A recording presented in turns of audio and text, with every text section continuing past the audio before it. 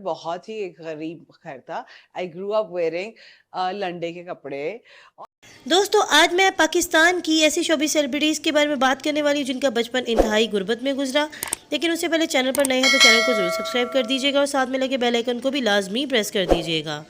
इन तमाम एक्टर्स ने ये नहीं सोचा कि हम गरीब ख़ानदान से ताल्लुक़ रखते हैं और हमारी कोई ताल्लुकात नहीं है तो हम कुछ नहीं कर सकते, बल्कि उन्होंने अपने ख्वाबों को पूरा करने के लिए दिन रात मेहनत की और आज पाकिस्तानी इंडस्ट्री इनके बगैर अधूरी है। और इसी शोबिस इंडस्ट्री में अपना नाम बनाया, अपना मुकाम बनाया और करोड़ों रुपया कमाया भी। इनमें सबसे पहले नंबर पर जो एक्ट्रेस आती हैं वो है ईमान अली। दोस्तों, ईमान अली का बहुत बड़ा नाम है, लेकिन इनकी ज़िंदगी की कुछ ऐसी हकीकतें हैं जो मैं आपको बताने वाली हूँ और आप हैरान हो जाएंगे। पाकिस्तान में जब भी कभी बड़े बजट की फ़िल्म बनती है तो सबसे पहले ईमान अली को इसकी ऑफ़र जाती है। जैसे कि लंदन नहीं जाऊंगा एक ग्रेट फिल्म थी, और उसके बाद पंजाब नहीं जाऊंगी भी एक फ़ेमस मूवी है, और भी बहुत सी फिल्म है जिनके लिए ईमान अली को कास्ट किया गया। लेकिन ईमान अली का कहना है कि तबीयत की ख़राबी की वजह से वो ये फिल्म्स एक्सेप्ट नहीं कर सकी। लेकिन बहुत अरसे के बाद इनकी एक फ़िल्म आ रही है जिसका नाम है टिच बटन। इनकी हिस्ट्री की बात करें, जो एक्ट्रेस बड़ी बड़ी गाड़ियों में आती जाती हैं और इतनी लेविश ज़िंदगी गुजार रही हैं, इनका बचपन इंतहाई गुर्बत में गुजरा। यहाँ तक कि ये मशहूर एक्टर आबिद अली की बेटी हैं, और एक्ट्रेस के बच्चों की तो ज़िंदगी की बात ही कुछ और होती है। लेकिन ईमान अली का कहना है कि उन्होंने बचपन इंतहाई गुर्बत में गुजारा। उनके वालिद ने दूसरी शादी कर ली थी और वो इन पर थोड़ा सा भी ध्यान नहीं देते थे। ईमान अली और इनकी मदर ने बहुत सर्वाइव किया, यहाँ तक कि शोबिज़ में आने से पहले ईमान लंडे के कपड़े पहनती रहीं।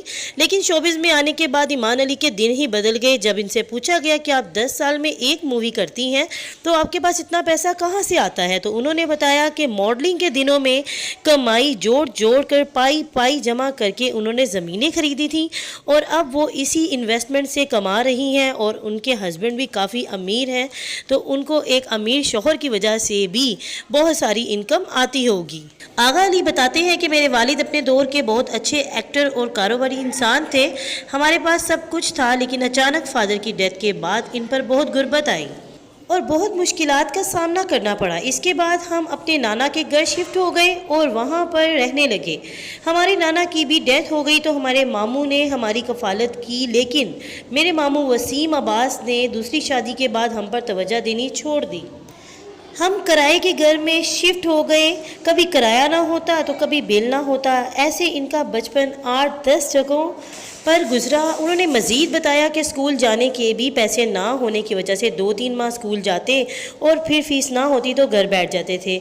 मेरे कज़न्स के पास बहुत पैसे थे तो वो हमें हकारत की निगाह से देखते थे। जब कॉलेज जाने का टाइम आया तो मम्मी ने कहा कि मुझे स्टडी को छोड़ देना चाहिए, लेकिन मैं एक लायक फ़ाइक बच्चा था। मैंने स्कॉलरशिप पर अपनी स्टडी का कंटिन्यू रखा और अपनी स्टडी को कंप्लीट किया। मैं अपने अब्बू को बहुत याद करता था, इनकी तरह एक्टर बनना चाहता था, लेकिन मेरी गुर्बत मेरे रास्ते की रुकावट बन रही थी। यहाँ तक कि सारा ख़ानदान शोबिज़ में था। एक दिन मैं जेब में 570 रुपये लेकर कराची चला गया, जहाँ एक कमरे में रहने लगा और वहाँ पर एक तकिया भी मौजूद ना था। मैं ये सोच कर आया था कि ख़ानदान वालों ने मुझे सपोर्ट नहीं किया तो मेरे वालिद के दोस्त काफ़ी ज़्यादा हैं, वो मुझे ज़रूर सपोर्ट करेंगे, लेकिन किसी ने भी हाथ नहीं पकड़ाया। और फिर मुझे लगा कि अब इसी कमरे में मैं भूखा प्यासा मर जाऊंगा और किसी को पता भी नहीं चलेगा। लेकिन किसी तरह मुझे छोटे मोटे रोज़ मिलना शुरू हो गए। रिजेक्शन का सामना करते करते आखिर आगा हीरो बन गए, और आज आगा अली ड्रामे के इतने पैसे लेते हैं जितने एक ऑफिसर एक महीने में कमाता है। फिरोज़ खान को कौन नहीं जानता। खानी ड्रामे से करोड़ों दिलों के धड़कन बनने वाले ये एक्टर भी बचपन में गुर्बत के मारे थे।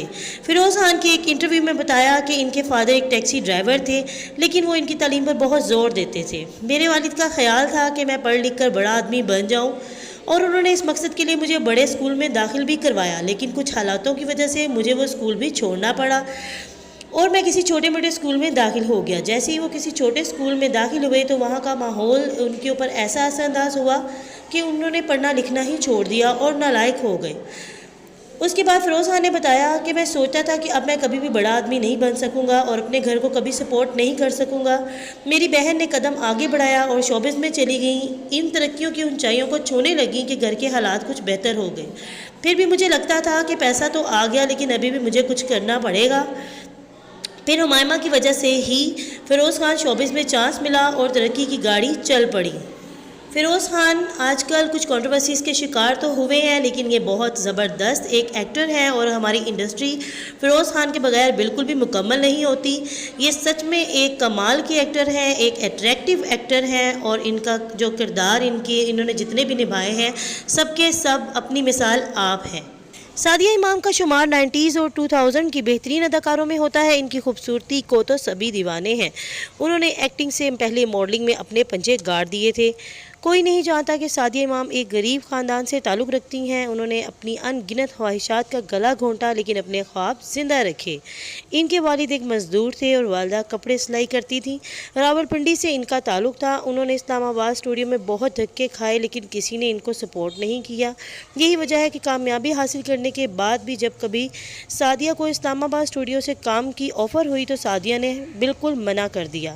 سعدیہ ایک ورسٹائل ایکٹریس ہیں۔ عروج کے بعد انہوں نے اپنی فیملی کو بہت سپورٹ کیا اور بہت زیادہ غربت دیکھنے کے بعد ان کے اندر عاجزی بہت زیادہ آ گئی۔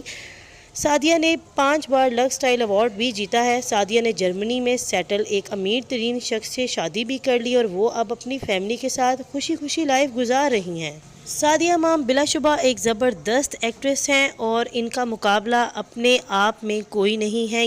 خلیل الرحمان کو کون نہیں جانتا، یہ نہ صرف میرے پاس تم ہو اور پیارے افضل جیسے مشہور ڈراموں کے رائٹر ہیں بلکہ شوبز انڈسٹری کی مایہ ناز شخصیت ہے، کیونکہ یہ کسی نہ کسی کنٹروورسی میں بھی گرے رہتے ہیں۔ آج ان کے پاس عزت، شہرت اور دولت سب کچھ ہے، لیکن آپ کو یہ جان کر حیرانگی ہوگی کہ ان کا تعلق ایک بہت ہی غریب خاندان سے ہے۔ ان کے والد مزدوری کیا کرتے تھے۔ یہ بتاتے ہیں کہ مجھے بچپن سے ہی رائٹر بننے کا بہت شوق تھا، لیکن میرے ابا اس کام کو بالکل خلاف تھے۔